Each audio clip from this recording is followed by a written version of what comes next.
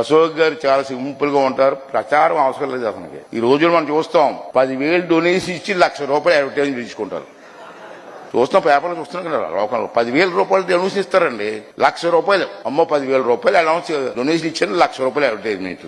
ఎంత land donate చేశారు అతను. ఇప్పుడు ప్రచారం చేసుకున్నారండి. చిన్న కారు అండి ఇంట్లో ఉంది. ఇంత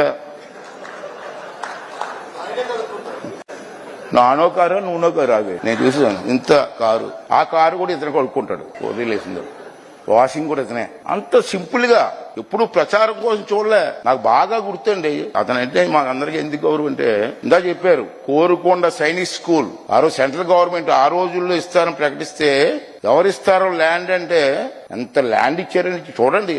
అందరికి తెలిసి ఉంటుంది, చూసి ఉంటారు. దాంట్లో ప్యాలెస్ కూడా ఇచ్చారండి.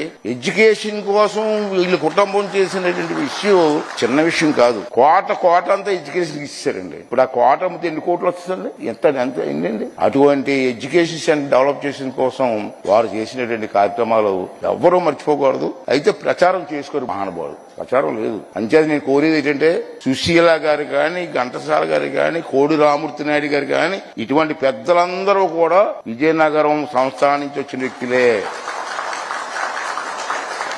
అంత ప్రాముఖ్యత ఉన్నటువంటి సంస్థ మానస